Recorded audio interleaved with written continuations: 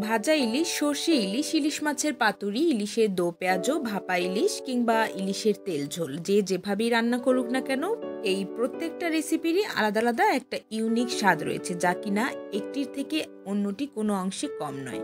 সুপ্রিয় দর্শক, আসসালামু আলাইকুম। আশা করছি সবাই ভালো আছেন। সবাইকে স্বাগত জানাচ্ছি আমার চ্যানেল আইকে সুপার ওয়ার্ল্ডে।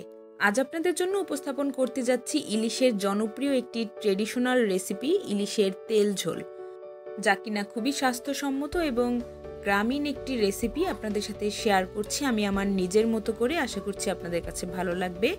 তো চলুন বন্ধুরা, আমরা ঝটপট দেখে আসি খুবই স্বাস্থ্যসম্মত ইলিশের তেল ঝোলের এই সুন্দর রেসিপিটি। তার আগে আমার চ্যানেলটি অবশ্যই সাবস্ক্রাইব করতে ভুলবেন না যেন। আমাদের প্রথমেই লাগছে ইলিশ মাছ। প্রায় হাফ কিলো পরিমাণ একটি ইলিশ আমি নিয়েছি এবং পুরো ইলিশটা আমি রান্না করব। ইলিশটা অবশ্যই তাজা হওয়া চাই। ইলিশ মাছের আঁশ ছাড়িয়ে পছন্দ মতো টুকরো করে নিলাম। এবারে খুব ভালোভাবে ধুয়ে নিচ্ছি প্লেন পানি দিয়ে। কোনো রকম লবণ বা খুব বেশি খোলানোর দরকার নেই। মাছগুলো ধোয়ার পর ভালোভাবে পানি ঝরিয়ে এতে এখন দিয়ে দেব 2 টেবিল চামচ পরিমাণ লেবুর রস। ব্যাস, এই লেবুর রস দিয়ে আমরা ম্যারিনেট করে রাখবো। এবারে কিছু মশলা নিয়ে নিলাম। নিয়ে নিচ্ছি পেঁয়াজ কুচি, নিয়ে নিচ্ছি টমেটো কুচি এবং কাঁচামরিচ ফালি। ব্যাস, এইটুকুই আমাদের উপকরণ। এখানে আমি রসুন, আদা কিছুই ব্যবহার করব না। এবারে আমরা চলে যাব সরাসরি রান্নায়। সেজন্য কড়াই প্রথমে দিয়ে দিচ্ছি পরিমাণ মতো তেল, দিয়ে দিচ্ছি স্বাদ মতো লবণ, দিয়ে দিচ্ছি কাঁচামরিচ ফালি, এবারে দিয়ে দিচ্ছি কুচনো পেঁয়াজ। সমস্ত উপকরণ খুব ভালোভাবে নেড়ে চেড়ে একটু ভেজে নিতে হবে 1 মিনিট পর্যন্ত। আর এই নর্মাল সাদা তেলের পরিবর্তে আপনারা সর্ষের তেলটাও ব্যবহার করতে পারেন। এবারে দিয়ে দিচ্ছি টমেটো কুচি, দিয়ে দেব এবারে সামান্য পরিমাণ আদা, রসুন এবং পেঁয়াজের পেস্ট। 1 চা চামচ পরিমাণ দিলাম। একটু হালকা স্বাদ আসবে, খুব বেশি রসুন খুব বেশি আদা দেওয়ার দরকার নেই। সামান্য পরিমাণ আদা, রসুন এবং পেঁয়াজের পেস্ট এখানে দিয়েছি 1 চা চামচ পরিমাণ। ব্যাস, সমস্ত উপকরণগুলোকে কয়েক মিনিট পর্যন্ত একটু ভেজে নিতে হবে। যখন টমেটোটা একটু নরম হয়ে আসবে দিয়ে দিচ্ছি এখানে হলুদ গুঁড়ো এবং খুব সামান্য মরিচ গুঁড়ো। মনে রাখবেন, হলুদ গুঁড়ো খুব বেশি পরিমাণ দেবেন না, এতে করে ইলিশ মাছের টেস্ট এবং স্বাদ, ফ্লেভার সম্পূর্ণটাই নষ্ট হয়ে যাবে। এ পর্যায়ে সামান্য পরিমাণ পানি দিয়ে মশলাটাকে কষিয়ে নেব।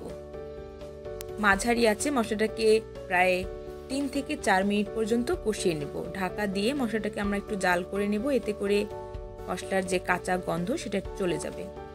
আরও কিছুটা পানি দিলাম, যেহেতু আমি ইলিশ মাছের তেল ঝোল বা ঝোল জাতীয় করব।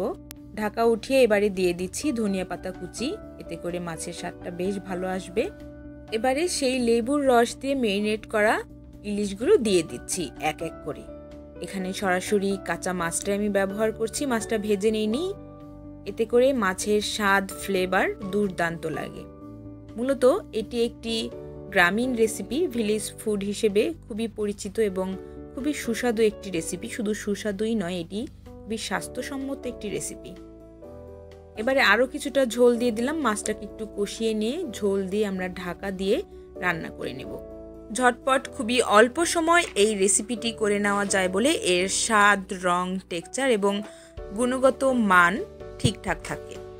আমরা ঢাকা দিয়ে মাছটাকে রান্না করে নিচ্ছি। প্রায় 3 থেকে 5 মিনিট পর্যন্ত রান্না করে নিলেই আমাদের ইলিশ মাছটা মোটামুটি ডান। দেখুন, হাই হিটে মাছটাকে রান্না করে নিয়েছি। ঢাকা উঠে একটু হালকা নেড়েচেড়ে আবারও ঢাকা দিয়ে দিলাম। এ পর্যায়ে ঢাকা উঠিয়ে দেখতে পাচ্ছি রান্নাটা প্রায় হয়ে এসেছে এবং শেষ পর্যায়ে দিয়ে দিচ্ছি আরও কিছুটা কাঁচামরিচ ফালি এবং বেশ খানিকটা ধনিয়া পাতা কুচি। এই কাঁচামরিচ ফালি এবং ধনিয়া পাতার একটা দুর্দান্ত ফ্লেভার ইলিশ মাছের সাথে থাকবে এবং খেতেও ভীষণ ভালো লাগবে। ব্যাস, আমাদের রান্না মোটামুটি কমপ্লিট। এবারে ধনিয়া পাতা এবং কাঁচামরিচ ফালির একটু ফ্লেভার আনার জন্য 1 মিনিট পর্যন্ত রান্না করলেই আমাদের ইলিশ মাছের তেল ঝোল বা ইলিশ মাছের পাতলা ঝোল একদম ডান। দর্শক, চাইলে আপনারা এই ইলিশ মাছের পাতলা ঝোলের মাঝে একটু কালো জিরা ফোড়ন দিতে পারেন, এতে করে দেখতেও ভালো লাগবে, হালকা একটা ফ্লেভার আসবে। তবে আমার কর্তামশাই ইলিশ মাছের মাঝে কালো জিরার ফ্লেভারটা তেমন একটা পছন্দ করেন না বলে আমি এখানে দেইনি। সুপ্রিয় দর্শক, এই হচ্ছে আমার ইলিশ মাছের পাতলা ঝোলের খুবই সহজ ঝটপট রেসিপি। রেসিপিটি ভালো লাগলে অবশ্যই লাইক, কমেন্ট, শেয়ার করবেন এবং সাবস্ক্রাইব করে আমাকে সাপোর্ট করবেন। আজ এ পর্যন্তই। সবাই ভালো থাকুন। আল্লাহ হাফেজ।